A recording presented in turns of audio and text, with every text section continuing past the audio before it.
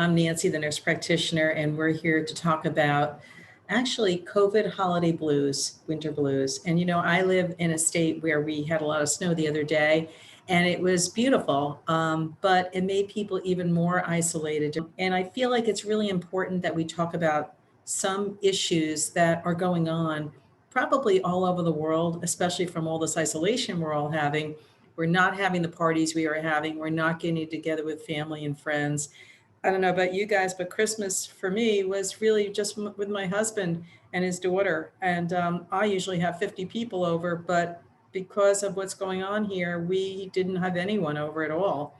And it was a quiet day. We went out snowshoeing in the woods, in the snow, and it was great. But, it wasn't the same. And I can only imagine how it has been for all those people who are shut ins, who can't get out or can't see their children and have been totally isolated through this whole thing. So I think it's time that we go into not only the part about the COVID and how we're isolated, but when the change of seasons come up, how that can affect our mood as well. And so we are going to talk about a bunch of things. One, seasonal affective disorder. We're going to talk about depression and do you know if you have it or how you know if you have it, where to go to get help, coaching information, and some stuff that I did to get through all of this isolation. So I'm going to be sharing my screen with you, and we're going to be going a presentation that I put together so you can follow along with me. And then in the end, I'll give you some information that can help you, give you hope about what we can all do just to continue to get through this. Okay? So the actual presentation is about 10, 15 minutes or so, and then I'll come back and we'll pull it all together for you. All right, so here we go. Okay, so this is a picture outside of my front window the other day when it snowed.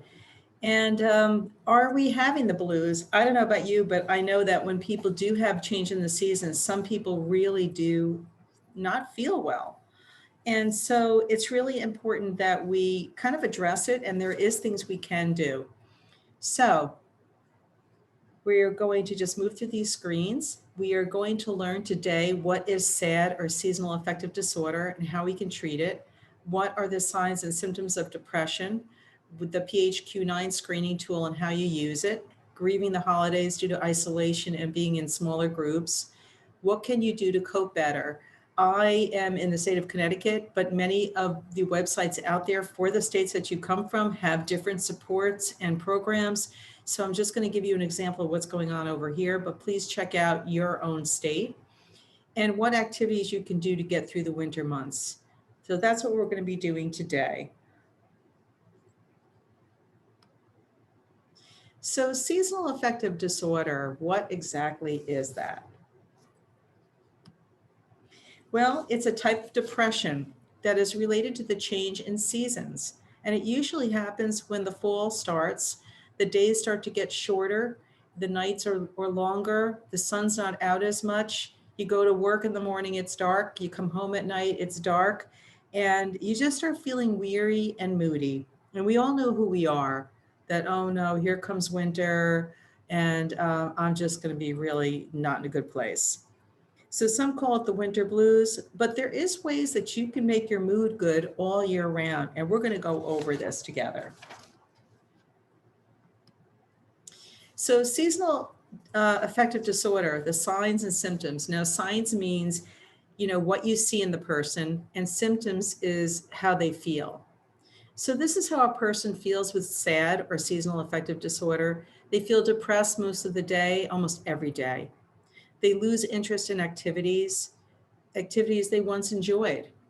They have lower energy, they have problems with sleeping, they have changes in their appetite. They either eat more or they eat less. They feel sluggish or agitated, have difficulty concentrating, feel hopeless and worthless or guilty, and having frequent thoughts of death or suicide. And these are all typical symptoms of seasonal affective disorder. And you can see that they all end with the worst case scenario of feeling of thoughts of death or suicide. And we're going to talk more about that as well. So these are some things we're going to go over with seasonal affective disorder. What are some of the causes? what are the risk factors, and what are the complications. So let's go over what causes it.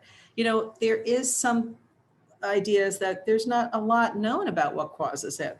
But we do have a circadian rhythm. We have a body clock, and our clock is set a certain way. And when the sunlight actually decreases, it may disrupt your body's internal clock and it leads to making you feel sad or depressed or just off. Also, serotonin levels, which is a neurotransmitter in your brain, actually gets kind of affected. And when that serotonin drops, it plays a role in SAD, the seasonal affective disorder. Reduced sunlight can cause a drop in the serotonin also, and it triggers this depression. So this is when people go on something called selective serotonin reuptake inhibitors.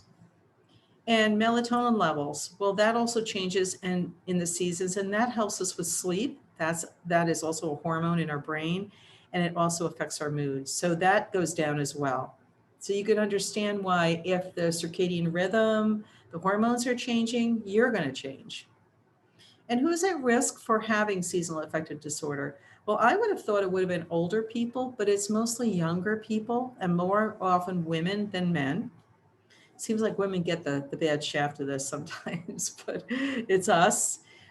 Family history. If you have blood relatives that have had SAD or another form of depression, you're more at risk. If you have a major depression disorder or a bipolar disorder, the symptoms of depression may be worsened with the season changes. And if you live far from the equator, well, you can imagine living in like Antarctica or something, as far away from the sunlight as possible, and there's longer days that are in darkness, you would think that SAD would be prevalent. But Santa lives in the North Pole, and it's pretty cold up there, and he's pretty jolly. But actually, I guess he has enough serotonin, doesn't he? Well, in all seriousness, the complications that can happen with SAD is social withdrawal. You have school or work problems, substance abuse like alcohol and drug use, and other mental health disorders like, eating disorders or anxiety, which goes hand in hand with depression. And here we are again, suicidal thoughts or behavior. So these are the things that can happen and are all the complications of SAD. Next slide. Now, what we're going to talk about here, first, light therapy, also known as a light box, also known as a bright light therapy, phototherapy. And these boxes are used to help people who have depression, as well as getting counseling, and maybe you may need an antidepressant medication with it. But let's talk to your healthcare practitioner first. If you're experiencing both SAD and you have bipolar disorder, the advisability and timing of using a light box should be carefully reviewed with your doctor. Increasing exposure too fast using this light box for too long each time may induce manic episodes if you have bipolar disorder. So it's really important that you just don't buy a box if you have bipolar and try to fix it yourself. Speak with your clinician. Understanding what a light box actually is, it's actually mimicking your outdoor light. Researchers believe this type of light causes a chemical change in the brain that lifts your mood and eases other symptoms of SAD. So I think that's pretty cool that these light boxes exist. They do provide exposure to 10,000 lux of light. They emit as little UV light as possible because you don't want to get sunburn. That's not what we're looking for. We're just looking for that light. Use within the first hour of waking up in the morning and for 20 to 30 minutes. And use the box for 16 to 24 inches away from your face with your eyes open without directly looking at the light. So that's how you're supposed to use this light box. Pretty neat, right? So there is actually a help for having seasonal affective disorder. The other thing about these boxes is most insurance or health insurance companies will not cover them. You do not need a prescription to buy a light box. And the Food and Drug Administration, or FDA, for SAD treatment has not actually approved or regulated them, but they are considered to be safe and effective. So something to consider if you have this problem. The other thing that's important to know that is that the light boxes, they actually have different intensities of light, and some require less time used during the day than others, depending on how much light you're getting. And is that if you have any problems with your eyes, like glaucoma, or you have any other issues of diabetes or eye damage due to from diabetes or cataracts, it's important that you speak to your eye doctor first before starting any light therapy. Okay, so that's really, really important for you to do. Now we're going to go on and talk about depression. So are you depressed? Here are the signs. And notice that a lot of these signs are the same as SAD, seasonal affective disorder. You have a hopeless outlook, losing interest, increased fatigue and sleep problems, anxiety, irritability in men, changes in appetite and weight. And your friends will notice that you don't want to do the things that you love to do, and that's just not typical of you. Let's go on to 3, increased fatigue and sleep problems. Fatigue can be because of insomnia or even excessive sleeping. So the interesting thing with fatigue is the less sleep you get, the more tired you get, and the more sleep problems. So it goes around and around. And then 4, anxiety. It may occur with depression. Anxiety and depression are very, very much connected. When the person is anxious, they're upset about themselves and they become depressed. So it just becomes a big ball of wax together. Symptoms are rapid heart rate, muscle twitching, signs of feelings of danger, heavy sweating, or you feel panicky. And those are all typical anxiety symptoms. Irritability in men. Men don't necessarily cry, but they do become very irritable and withdrawn. They may get involved in risky behaviors with substance abuse, like almost coming in and kicking the cat. What happened? Why is dad so angry? Or why is my son so angry? And it's usually because of depression. And there's just this terrible, terrible irritability that goes on. And then the number 6, changes in appetite and weight. You could either be gaining weight because you just can't stop eating because you're so sad or upset, or you stop eating because you're so nauseous and then you lose a lot of weight. Number 7, uncontrollable emotions. An outburst of anger, and then it's followed by uncontrollable crying. The mood swings are just incredible and you just can't figure out what's going on and you're just losing control. And then here we are again, not last but not least, is looking at death. How often will people just attempt before succeeding and ending their life? So we're going to stop here for a second because I have a story for you. My father-in-law came to visit us 3 years ago, and it was in summer of 2017, actually August, in the end of August. And we did not know that he was depressed. He did not tell us. But one day, he actually hung himself. He did tell us that he couldn't tell a weed from a flower. His license was taken away. And we found out later that he was told he had early dementia. He was cold all the time and he was on many blood thinners. He felt like this man who raised his whole family and was the breadwinner and a strong man now was losing everything. And so he actually hung himself in our backyard in August 31st, actually, 2017. And he must have had all of these different symptoms, but then actually took it further and had been thinking about this. The important thing I'm going to say here is if somebody that you know is feeling these symptoms, it's really, really important to ask them, have you made a plan? Are you thinking about doing something about this? Are you thinking about committing suicide? Because it's important to know, did they have a plan? And Dad did. He knew where our ladder was. He knew how to make a rope with a knot in it. He knew how to throw that rope over the best branch possible, and he was successful in doing that. And he knew all these things were at our house. So he had a plan. Little did we know. And it changed everything for us. So if you think somebody does have feelings of committing suicide and they do say that they've had a plan and they're really feeling despondent, just call 911, stay with the person until help arrives. Remove anything that's of harm to you or anyone around you or to the person, like guns, knives, medications, anything that they could harm themselves with. Don't judge, don't yell or argue, but listen. Listen to them and stay calm. And also just have the National Suicide Prevention Lifeline number available, 800-273-8255.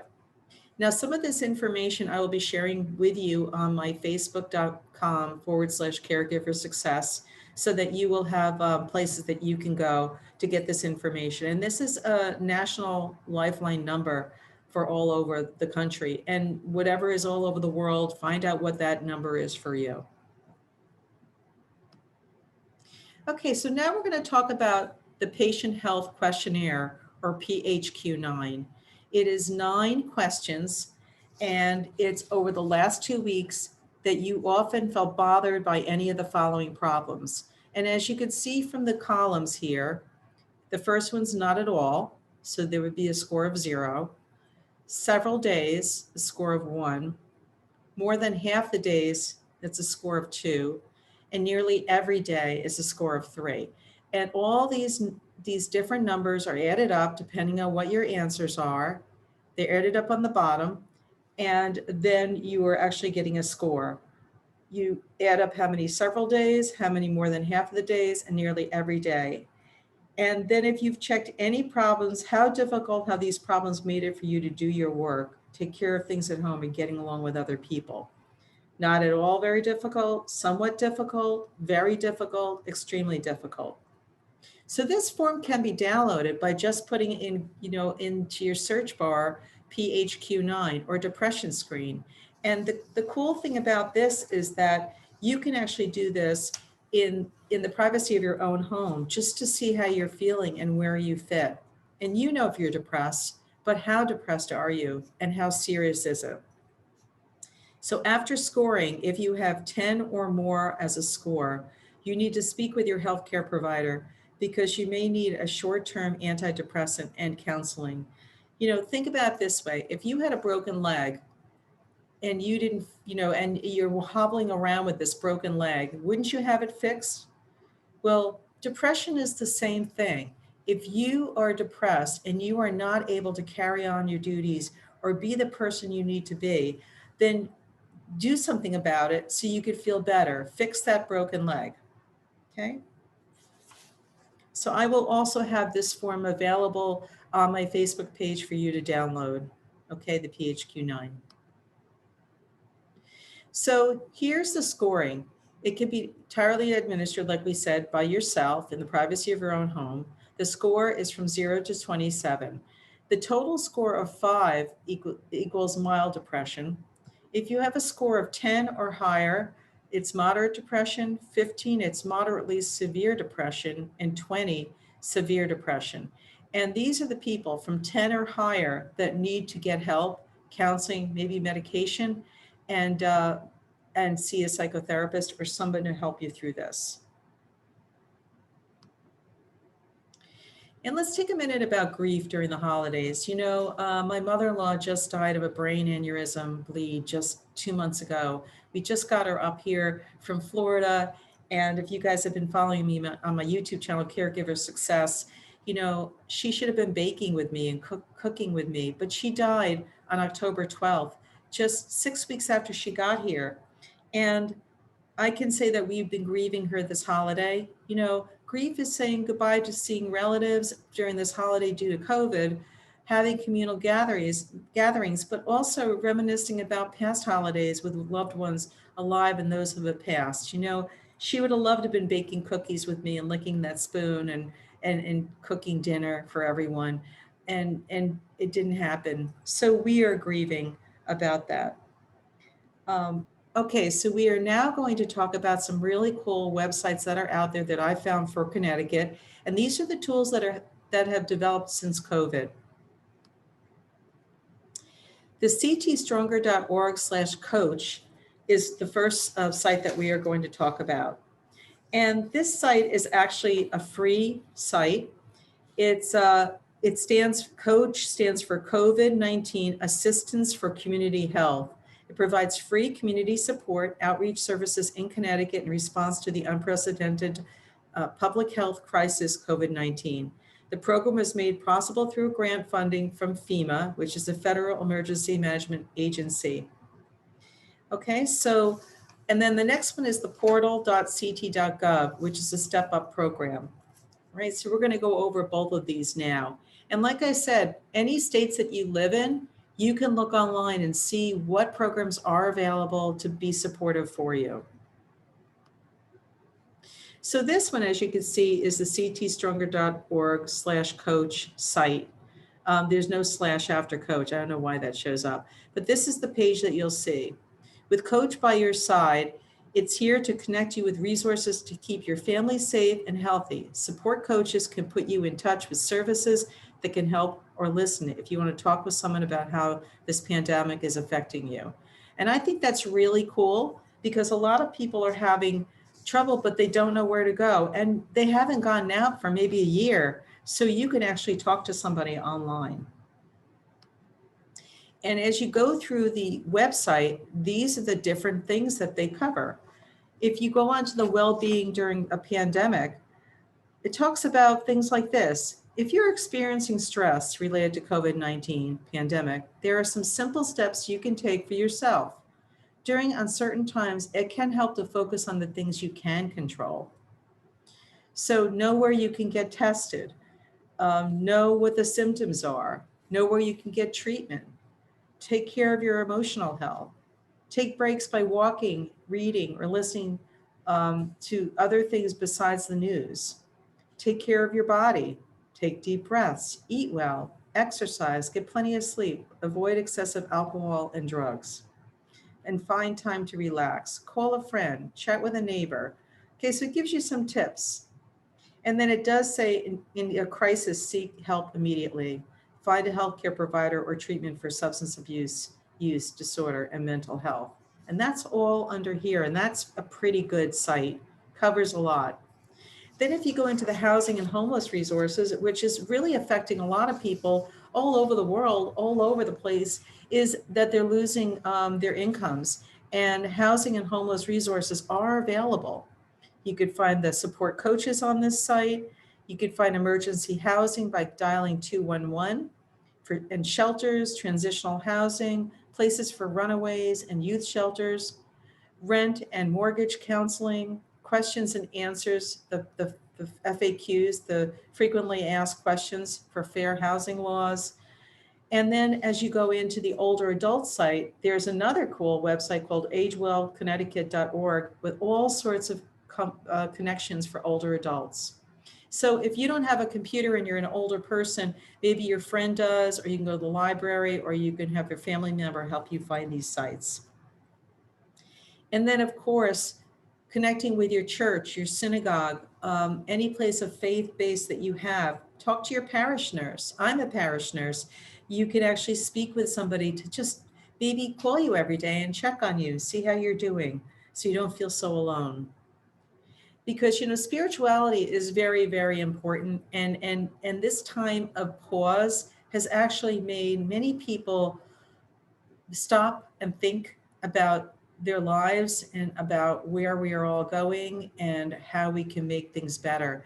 So for some, it became a difficult time. And for some, it was more of a peaceful spiritual time, like it was for me as I was doing these videos for you. And then the last site was about mobile food share, where you can actually find places to get food if you need it. So you don't have to be isolated. Even if you're not involved in a church, you can get it through this website. And here's the other website. This is the Connecticut.gov site. And what I love about this one is that Governor Lamont, which is in Connecticut, he's our governor, initiated this program due to our own state having increased COVID cases and need for support, both medical and non-medical, in our communities. This site is actually taking the younger person, not the person over 60, anybody who does not have immunocompromised problems or live with someone who does or cares for someone who does. They are looking for these people to come and volunteer. They are looking for them to be substitute teachers, work in food banks, help in testing sites, distribute food to those who need to stay home. So during this time was, what was my purpose? And I was finding that my YouTube channel really did well in that people found me and I knew that I was doing something that was helping them. So I continue to do videos like this as we continue to go through the COVID and give you information. So as you can see here, this is the same site, the portal we just talked about. And I, again, will provide these websites for people who live in Connecticut on my facebook.com page. Education, looking for teachers, testing, contact tracing jobs. You don't have to be a medical person to do that. You can donate medical equipment. You can help in charities. So a few more things you might look at: priority testing for COVID-19, COVID alert in Connecticut, phase 2.1, relief and support, school meals, contact tracing. So this is all part of that website, so you get to see what exactly was going on and what you could do to help. Slide. And last but not least is about hope. Hope anchors the soul. And I got this out of Hebrews 6, verse 19. We have to remember that there is hope. We have to continue to have hope. And it's really important to remember that this time is it's going to get better for all of us. It will. I am already starting going to be a vaccinator here in the state of Connecticut and be helping out. So I see the end in sight for many of us. Just keep hopeful. And as this time goes on and we continue to isolate, there are some things you can do. I mean, I've actually gotten so involved in doing many, many things during this last year. I mean, I actually painted birdhouses. I made a whole bunch of them.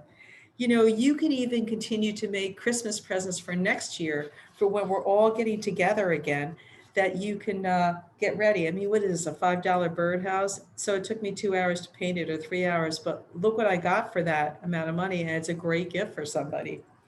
I also got involved in making noise in my neighborhood and around, and this actually landed up in the newspaper. Always do the next right thing.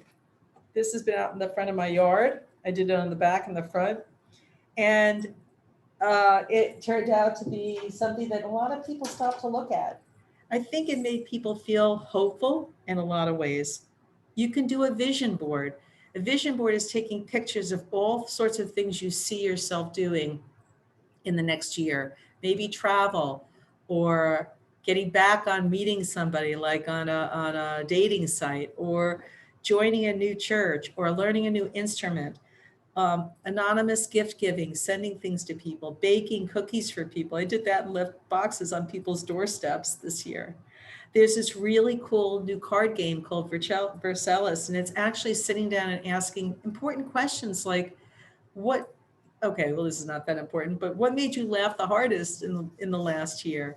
Or what do you think was your biggest accomplishment in the last year? And it's just a really cool, reflective bunch of cards that you pass around the table, and everybody discusses how they felt about this time for them. You could be writing letters. This is the first time in years that I wrote Christmas cards and wrote to everybody. I stopped and I just wrote them each an individual note. I made sure it said something specific about them. And I think that was a present that I could give. And I'm probably going to go back to doing that again because I really enjoyed it. You don't see people that often, even when you're busy. So at least they know that there's some personal touch from you there. I started making lots of jewelry. You can see I love to dress up. All right, well, I have to put this on because, And hey, everyone, don't forget to keep your humor. Humor is so important. I pray every day, I laugh every day, I walk every day, and I'm grateful. And it helps you see the bigger picture for the long haul and gives you something to look forward to. While it was snowing outside, we were snowshoeing across in the fields because we had 15 inches of snow.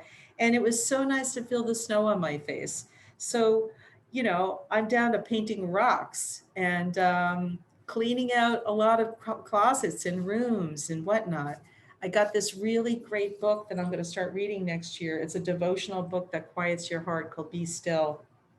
Really nice book. I'm in a Bible group. Um, you could even sit and do things like this, coloring. I got this book for $1, $1.99. This is really, really fun. Don't forget, I'm also learning how to play piano. It's taken me a while, but I'm doing it. Anyway, you get the idea. I actually have been really enjoying being by myself. Not all the time, but it has been pretty peaceful. So I'm Nancy, the nurse practitioner. I have this YouTube channel for you. It's all about hope and just taking care of each other because we are all caregivers. A book called Caregiver Success I did write, just came out before COVID hit.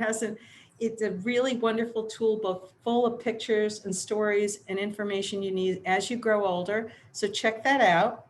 And if you like this video, please join me on my Caregiver Success website on YouTube called Caregiver Success. So let's all hope and envision a wonderful new year for all of us and what's around the corner. Take care till the next video from Nancy, the nurse practitioner.